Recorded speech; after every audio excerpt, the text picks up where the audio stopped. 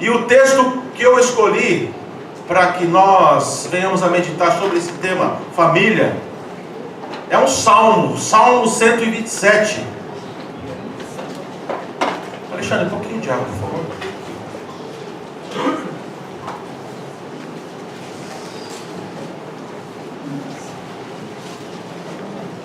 Eu vou ler aqui na versão NVI, mas eu gostei muito da versão na linguagem de hoje.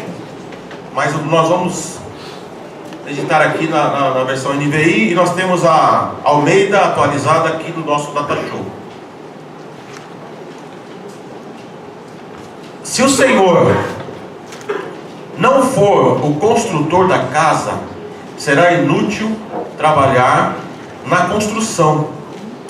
Se não é o Senhor que vigia a cidade, será inútil a sentinela montar guarda. Será inútil levantar cedo e dormir tarde, trabalhando arduamente por alimento. O Senhor concede o sono àqueles a quem Ele ama. Os filhos são herança do Senhor, uma recompensa que Ele dá. Como flechas na mão do guerreiro são os filhos nascidos na juventude. Como é feliz o homem que tem a sua aljava cheia deles. Não será humilhado quando enfrentar os seus inimigos no tribunal. Curva sua cabeça por um instante. Maravilhoso e eterno Deus, que o Teu nome seja mantido santo, que o Teu nome seja honrado, reverenciado, Senhor, o tempo todo. Nós sabemos que o Senhor está no Teu trono, reinando com o controle de todas as coisas. Nada foge, Senhor, aos Teus olhos. Obrigado, Senhor, pelo privilégio de servir a Ti. Obrigado, Senhor, pelo privilégio de estar no meio da congregação. Obrigado, Senhor, porque a igreja é do Senhor, a igreja não é nossa. O Senhor é o dono dessa igreja, o Senhor é o dono desse pequeno rebanho, o Senhor é o nosso pastor, por isso nós não teremos falta de nada. Senhor, que a Tua palavra faça mais uma vez aquilo que ela sempre faz, que é transformar, que é mudar. Nós sabemos que ela não volta vazia, mas ela faz o que ela precisa fazer. Oh Deus, nós Te rogamos, age, Senhor, como o Senhor tem sempre agido no nosso meio. Que as palavras da minha boca, meditar no meu coração, sejam gratos diante de Ti. Em nome de Jesus eu oro para a Tua glória. Amados, os Salmos faz parte da literatura poética do Antigo Testamento, assim como os Provérbios, livro do Eclesiastes pode entrar, Cantares. E como é uma poesia, existe a licença poética, pensando enquanto literatura. E os Salmos, na tradição judaica, vocês sabem que eles eram cantados. Existem salmos antigos, como o Salmo de Moisés, muitos salmos de Davi, muitos salmos da família de Asaf, entre outros. E eu vejo que é uma bênção nós meditarmos nos salmos, assim como toda a Escritura. E Deus, Ele usou pessoas, o Espírito Santo usou pessoas, para que eles, num momento da angústia, em alguns momentos, em outros momentos de alegria, outros momentos de recordação, de saudade da terra, outros momentos em que eles estavam num espírito de resignação por causa das circunstâncias. O Espírito Santo está conosco em todos esses momentos. Os poetas, até nos dias de hoje, são visitados pelo poder do Espírito Santo para escrever muitos louvores, músicas, salmos. Isso nos faz refletir, irmãos, que a nossa caminhada aqui na terra, ela passa por tudo isso. Momentos de tristeza, momentos de alegria, momentos de reflexão. O nosso trabalho, a nossa vida secular, a nossa família, Tudo isso faz parte do viver. E pensar nesse salmo aqui hoje me fez refletir em alguns pontos que eu quero falar com vocês hoje, principalmente focado na questão da família. Um salmo curto. Vocês sabem que também nessa tradição judaica, os salmos, eles eram divididos em 5 livros, 5 rolos, e cantados até no período do exílio, pós-exílio e antes do exílio. Por exemplo, esse salmo aqui é um salmo de peregrinação, e é um salmo de Salomão, filho do rei Davi. Salmo de peregrinação, o que é? Eles andavam em direção ao templo ou a qualquer lugar, dependendo do período, e iam cantando esse salmo, entre outros. A cultura de um povo, ela não pode morrer. Não pode morrer. A história de um povo, ela não pode ficar esquecida, porque ela tem muito a nos ensinar. E a história de Israel, ela tem muito a nos ensinar. Em primeiro lugar, queridos, dentro desse salmo, eu quero chamar a tua atenção para uma coisa óbvia aqui, que sempre tem que ser lembrada. Se Deus não for aquele que está em primeiro lugar na construção, na edificação, pensando simbolicamente, não literalmente, mas na construção de uma família, nos primeiros tijolos, que Deus esteja antes, no primeiro, aliás, no planejamento, em primeiro lugar, no planejamento, será inútil todas as pessoas ajudarem na edificação. Será inútil. Vamos pensar aqui no casamento. Muitos aqui, aliás, eu quero abrir aqui um parêntese. Quando nós estamos falando de família, eu sei que no nosso meio existem pessoas solteiras, existem pessoas que moram sozinhas, existem pessoas que não construíram família, aquelas que são viúvas. Mas estou falando aqui em família no contexto geral. Então, em alguns momentos eu vou falar sobre o início de casamento, em outros momentos, já no final da vida. Mas sempre tenham isso em mente, que nós estamos falando sobre família, de um contexto geral. Você faz parte de uma família. E é interessante lembrar que você pode e pode fazer muitas escolhas. Porém, a família que você veio a nascer, você não pôde escolher. Isso é para se refletir. Deus escolheu por você a família em que você nasceu, a sua mãe e o seu pai.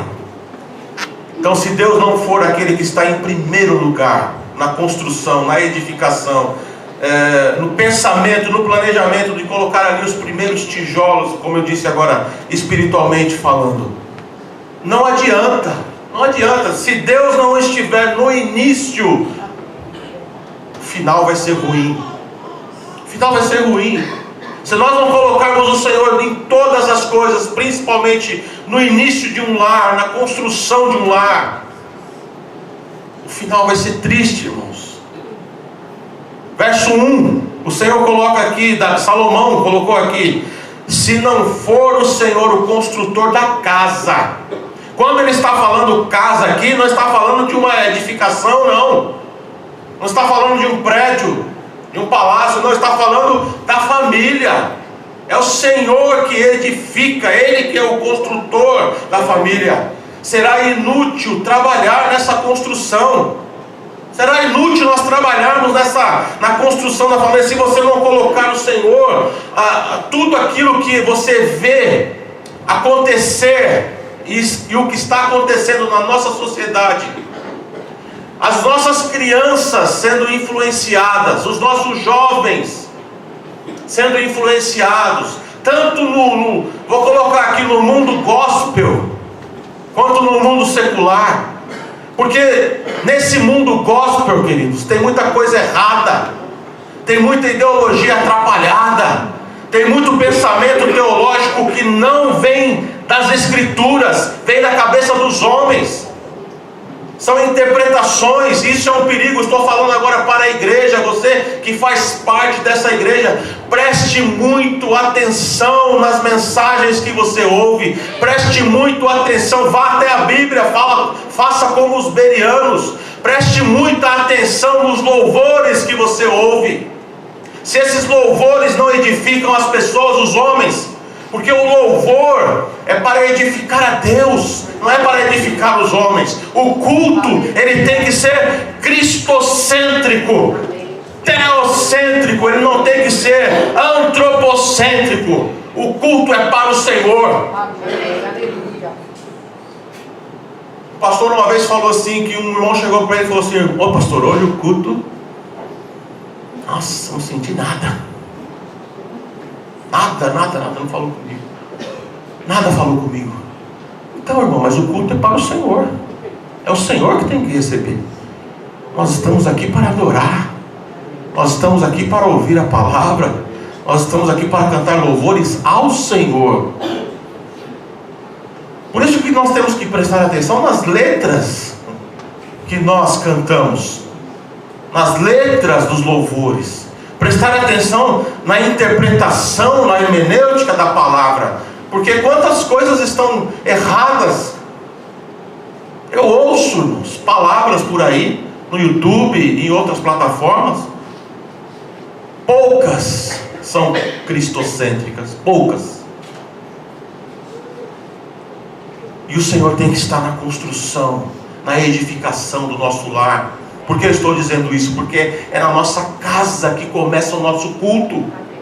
É na sua casa que começa o culto, é lá no seu lar. Imagina você, antes de vir para cá, brigar com a esposa, brigar com os filhos se desentendendo com os pais, e sai de casa já com a cara emburrada, como que vai conseguir adorar? Por isso que tem alguns irmãos que falam: pastor, hoje não teve jeito, não apareci porque o clima estava pesado, não tinha cabeça para ir à igreja. Mas será que não dava para evitar? Hein, irmãos? Será que não dá para evitar numa situação dessa? Como nós somos muitas vezes intolerantes, como nós, estou falando nós, eu também me incluo nisso, e eu tenho me policiado muito. A minha esposa está aí. Quando eu prego aqui, irmãos, a minha esposa está ali, ela sabe do que eu estou falando, e ela também sabe os meus defeitos, conhece os meus defeitos, e ela também tem os dela. O que nós precisamos fazer? Reconhecer onde é que eu estou perdendo, onde é que eu estou errando. Como eu tenho falado aqui em algumas oportunidades, onde é o meu ponto fraco? Pode ter certeza que as flechas, os dardos inflamados do inimigo, eles são, o alvo é o seu ponto fraco, é o meu ponto fraco. Agora, quando você discerne, quando você pede a Deus sabedoria, o Senhor começa a trabalhar na tua vida e você começa a ver as coisas mudando. Aquilo que você agia, uma situação que você agia de uma certa forma, talvez nervoso ou sem pensar. Eu não quero nem falar aqui de trânsito, né? Mais uma vez, né? Mas em casa, com a esposa, no diálogo, isso começa a mudar. Começa a mudar. O Carlos aqui não deu um testemunho uma vez, dizendo que tomou uma fechada. A gente não quer falar de drama, acaba falando, né? Pastor Carlos deu um testemunho dizendo que tomou uma fechada e ficou bravo e não sei o quê. Aí o irmão Geraldo falou para ele: mas você abençoou a vida do seu irmão? Irmão Geraldo, você abençoou a vida da sua esposa? Você abençoou a vida da sua noiva, da sua namorada? Porque quando o casamento está próximo, viu? Gabriel, Tiago e suas respectivas esposas, futuras esposas, quando o casamento está próximo, a luta aumenta. Depois também.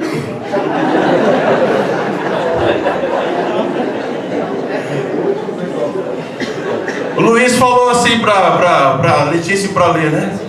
A Lê falou assim: ah, mas hoje eu arrumei a roupa do Gustavo, deixo tudo passadinho, arrumei a gravata. Aí o Luiz falou assim: eu quero ver daqui 60 anos como é que vai estar. Eu falei uma coisa, eu tenho certeza, você não vai estar aqui para ver, né, Luiz? Depois do que ele falou, depois você me fala. Eu falei: não vai dar, Luiz, não vai dar tempo. A não ser que você viva mais 60 aí, né? Vai passar dos 120. Eu falo essas coisas, irmãos, porque nós caímos sempre nos mesmos erros.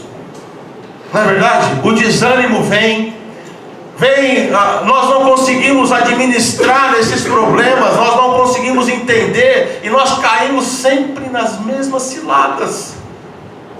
Mas quando você entende, quando você pede discernimento, você sabe a hora de ficar calada, você sabe a hora de ficar calado, você sabe a hora de falar, você sabe a hora de agir, e é Deus construindo, edificando isso em você, em nós, no nosso lar, em nós mesmos. E o clima começa a mudar. O clima começa a mudar. Porque de que vale morar num palácio ou num apartamento de 200 metros quadrados, com piscina, com tudo, se não tiver paz, se não tiver harmonia, se não tiver sabedoria? Não adianta nada, você não vai dar valor para nada. A palavra do Senhor mesmo diz que é melhor morar numa casa com goteira do que com uma mulher rixosa. Uma mulher, sabe? Isso também vale para o homem, porque muitos homens são ranzinza. Uma vez eu vi uma pessoa falando: quando vai envelhecendo, parece que vai ficando mais ranzinza. Só que eu pensei, eu acho que não, sabe por quê? Sempre foi ranzinza. Não é porque está envelhecendo, né? Sempre foi. Então é o Senhor, queridos, que tem que trazer essas mudanças, fazer essas mudanças em nós, no nosso lar, na nossa caminhada, e para quem está começando principalmente, e no caminhar, o tempo todo. Em segundo lugar, queridos, se o Senhor não guardar as nossas vidas, é inútil todo o sistema de segurança do mundo. É inútil todo o sistema de segurança. Eu vejo, trabalhei com carro, eu chegava ali, cada carro blindado, e uma coisa assim espetacular, né? Nossa, isso aqui, a R15 não passa. Se Deus não guardar, não adianta nada disso. Não adianta nada disso. Eu não quero aqui ficar citando exemplos, não, porque alguns irmãos têm essa fé. Alguns irmãos têm essa fé de não fazer seguro, eu não quero questionar, não, porque cada um tem a sua fé, cada um tem o seu compromisso com Deus, ou a sua forma de pensar, a sua fé, essa que é a melhor palavra, a sua fé na ação do Senhor. E eu admiro, porque não adianta. Se tiver que acontecer, se Deus não guardar, vai acontecer. Só que eu entendo que tudo e para tudo tem um propósito debaixo da terra. Aliás, debaixo do céu, do sol, né, como o Eclesiastes coloca. Para tudo tem um propósito. Tudo tem um propósito. Nós temos que aprender com as coisas que acontecem. Mas isso aqui é certo. Quando eu saio de carro, quando eu saio de casa, eu oro a Deus, eu falo: Pai, que o Senhor esteja comigo. A tua palavra diz que os anjos do Senhor acampam ao redor daqueles que o amam, aqueles que o temem. Nós temos que orar, pedir a proteção do Senhor, porque o mundo é violento. O mundo jaz no maligno, você vê violência por todos os lados. Mas não fique impressionado, porque eu conheço pessoas crentes que são mais fãs desses programas tipo da Atena e esses... Não sai, fica lá para depois ficar comentando. Você viu? Você viu? E gostam de espalhar vídeo, né? De matança, de morte. Onde nós estamos? Nós estamos no mundo. Nós estamos inseridos nesse mundo. Só que nós temos promessa do Senhor. Ah, mas por que acontece tal coisa com... Porque, como eu disse agora, tudo tem um propósito. Tudo tem um propósito. Jesus, antes de passar pela cruz, antes de ir para a cruz, Ele olhou para Jerusalém. Olhou para Jerusalém como Deus. E o que dá a entender no texto é que Ele praticamente está chorando, irmãos. Olhando para o povo escolhido, olhando para a história de Israel, Ele diz: Jerusalém, Jerusalém, que mata e apedreja os profetas que são enviados a ti. Quantas vezes eu quis abraçar vocês, como uma galinha abraça os seus pintinhos, se vocês não quiseram. Não é assim que acontece com a igreja, queridos? Não é assim que acontece com muitos de nossos irmãos? Essa palavra o Senhor Jesus falou para Israel, mas serve para a igreja. Quantas vezes o Senhor quer abraçar a igreja, abraçar nossas vidas, e nós rejeitamos, e nós nos afastamos, nós não queremos. Inconscientemente, às vezes, nos deixamos levar pelos problemas das nossas vidas, pelas circunstâncias, pelas situações, e às vezes consciente, às vezes inconsciente, nós vamos nos afastando do Senhor, daquele abraço que o Senhor tem para nós, dessa guarda, dessa vigia, dessa sentinela que é o nosso Deus, e nós nos afastamos. E olha para a história de Israel, olha para a igreja. Todas as vezes que Israel se afastou do Senhor, mesmo o Senhor amando, o Senhor permitiu que os seus inimigos dominassem sobre a nação de Israel.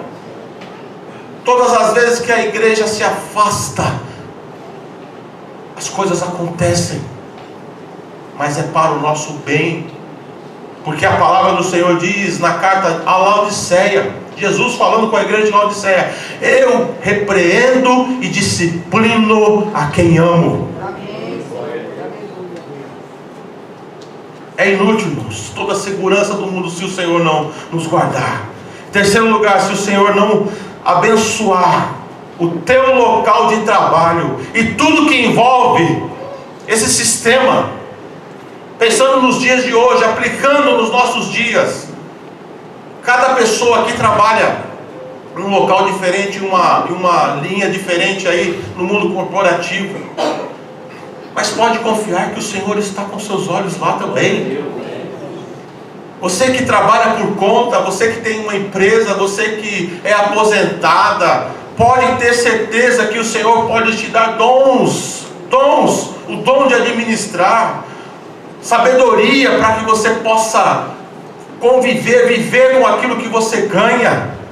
Se o Senhor não abençoar o teu local de trabalho e tudo que envolve isso daí, porque nós sabemos que um casamento, ele, entre outros fatores, mas um dos fatores principais para que um casamento possa prosperar é a vida profissional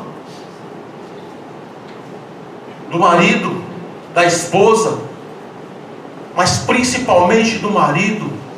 A responsabilidade daquele que é o sacerdote do lar, o provedor, aquele que tem que ter essa garra, essa sabedoria e confiar no nosso Deus. O casamento, ele começa a ser abalado quando a vida financeira está ruim. São poucos os que sobrevivem. Poucos os que sobrevivem. A não ser que haja essa harmonia no tempo que esteja acontecendo, esse entendimento, esse diálogo e muita compreensão, muito amor para que o casamento resista a uma crise financeira.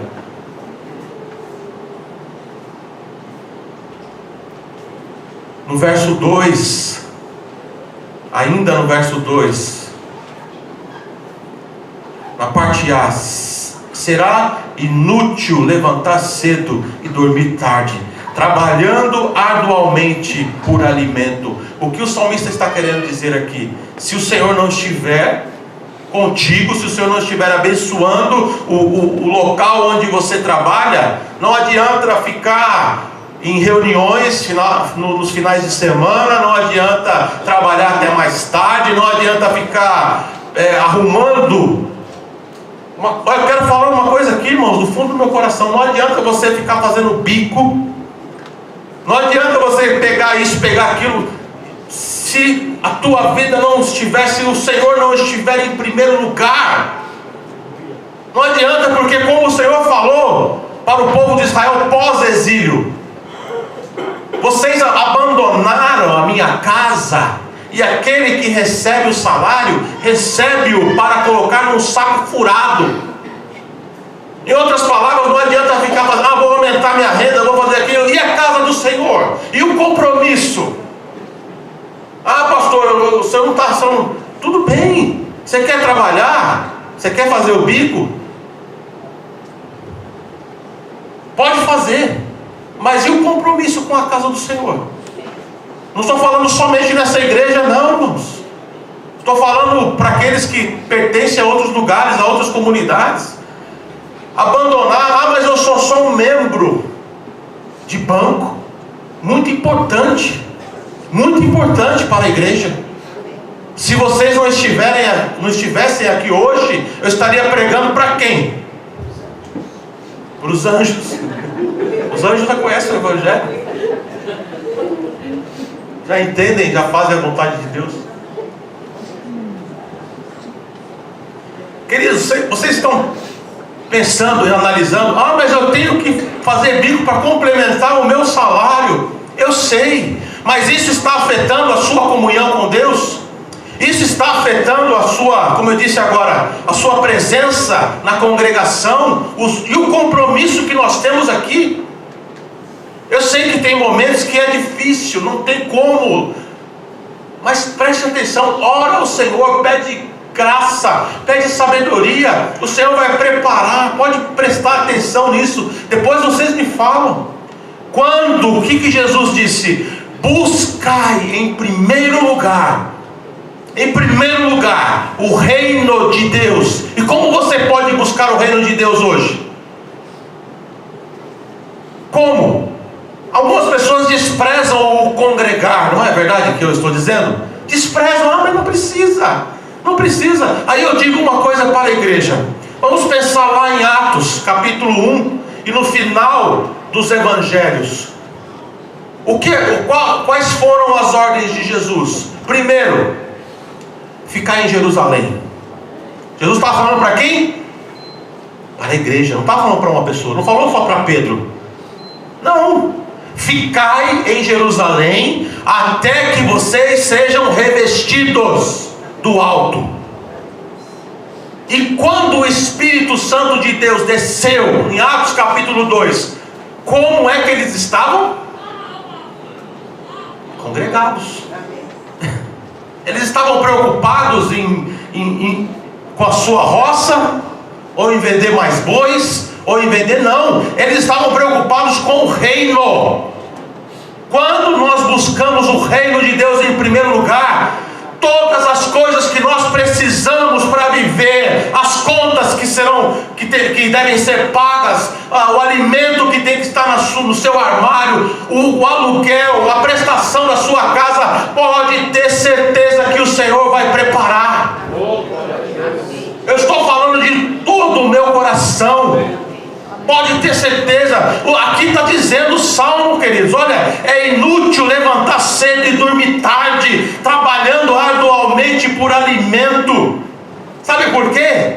Em terceiro lugar, se o Senhor não abençoar o teu local de trabalho, eu já falei isso aqui, é inútil todo o esforço. Por quê? Porque o Senhor concede o sono àqueles a quem Ele ama. Amém. É dormir tranquilo, sabendo que o Senhor tem cuidado de vós. Na parte Na segunda parte do verso 2, do verso 2 do Salmo 127, o Senhor concede o sono àqueles a quem Ele ama. Estou falando alguma coisa sem sentido aqui? Então preste atenção na palavra. Olha o que a palavra está dizendo, não sou eu que estou dizendo, é a palavra. É só saber interpretar isso daqui. É só saber interpretar. Em quarto lugar, como é bom ser honesto, ter a consciência de que Deus tudo vê, sabe de tudo, que os seus olhos estão por toda a terra, contemplando e julgando toda a terra. E como é bom deitar e dormir em paz com Deus. Isso não tem preço. Voltando a essa última parte do versículo 2. Como é bom dormir, irmãos. Como é bom dormir. Colocar a cabeça no travesseiro e saber que você pode confiar que amanhã o Senhor vai te ajudar. Que amanhã o Senhor vai te dar estratégia. Que amanhã o Senhor vai preparar. Eu não sei como eu vou fazer, não sei como eu vou pagar, mas eu sei que o Senhor vai fazer alguma coisa. Porque Ele está falando aqui que Ele dá o sono àqueles a quem Ele ama. E em último lugar, amados, Deus não nos dá uma herança ruim. Deus não nos dá uma herança ruim, um presente ruim. Aí você olha para o seu filho, né? Você fala, meu Deus, essa palavra não é para mim, é para você sim. Deus te deu uma bênção. Deus te deu uma bênção. Verso 3 diz: os filhos são herança do Senhor. É uma recompensa que Ele dá. Como flechas na mão do guerreiro, nas mãos do guerreiro, são os filhos nascidos na juventude. Como é feliz aquele que tem a sua aljava cheia deles. Não é humilhado quando enfrentar os seus inimigos no tribunal. A herança que o Senhor te deu é uma boa herança. É uma boa herança. Só que o que eu estou dizendo aqui hoje é para que nós venhamos a pedir a Deus estratégias para cuidar da nossa família, para que nós estejamos perto dos nossos filhos, para que nós tenhamos essa harmonia com o nosso cônjuge. É isso que o Senhor está mostrando aqui para nós, porque a família é uma bênção. Família é uma bênção. Quando você lê Gênesis capítulo 1, Gênesis capítulo 1 ali, toda a criação, você vai ler ali que Deus falou para a terra produza seres viventes, mas para o homem não. O Senhor parou e formou o homem.